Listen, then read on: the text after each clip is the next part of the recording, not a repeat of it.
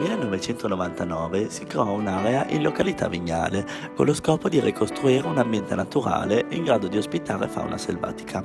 L'area ha rivelato da subito una potenzialità naturalistica grazie alla vicinanza con il torrente Enza e al grande afflusso di uccelli che vi hanno sempre trovato rifugio durante la migrazione autunnale e primaverile.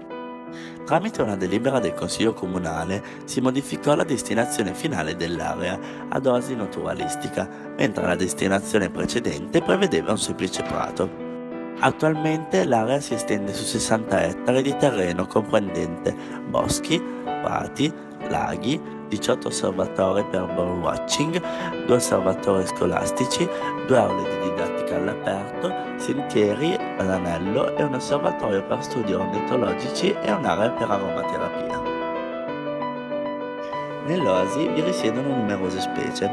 Tra le più caratteristiche abbiamo il picchio, l'occhione, il cormorano e il cavaliere d'Italia, caratterizzato da zampe rosse lunghissime che, in volo, superano di molto la coda. La parte inferiore del corpo è bianca, mentre il dorso e le ali sono nere. Maschi e femmina sono molto simili. Le macchie nere che ornano il corpo e la nuca, essendo meno pronunciate nella femmina, permettono di distinguere i due sessi. Inoltre vi sono il martin pescatore, tartaruga americana, la tortora e il tasso, caratterizzato da una testa piccola ed allungata con un muso morto ed appuntito. Il pelo è molto folto, specialmente sulla coda, e presenta una tipica colorazione bianco-nera sul capo. Possiede una robusta dentatura e gli arti sono corti e forti, con 5 dita munite di unghie lunghe adatte a scavare. Le sue movenze sono lente e pigre, la sua andatura è incerta e pesante. Le femmine si distinguono dai maschi per le dimensioni ridotte e per la tinta più chiara del pelo. La volpe, l'upupa, la follaga comune e l'erone cenerino, così chiamato perché è grigio e bianco cenere. È il più grande e il più diffuso aurone in Europa. È noto anche come campione di pazienza per la sua tecnica di caccia particolarmente interessante.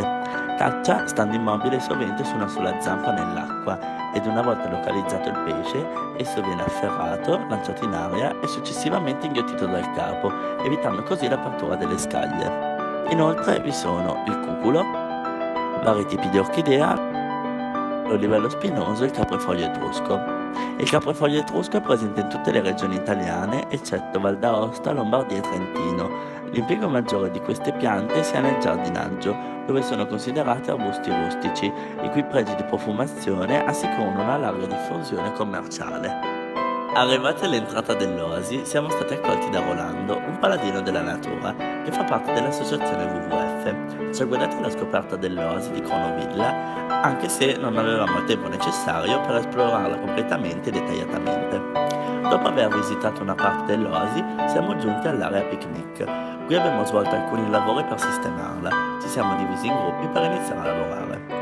Uno dei gruppi ha pulito le panchine e i tavoli e, successivamente, li ha pitturati con una vernice impermeabile per proteggerli dalle intemperie.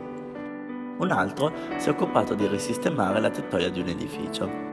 Altri ragazzi ancora si sono occupati della risistemazione dell'area verde intorno ai tavoli, hanno tolto i rametti, i rovi e le erbacce, hanno messo a posto alcuni sassi per creare delle piccole aiuole e infine hanno tagliato l'erba.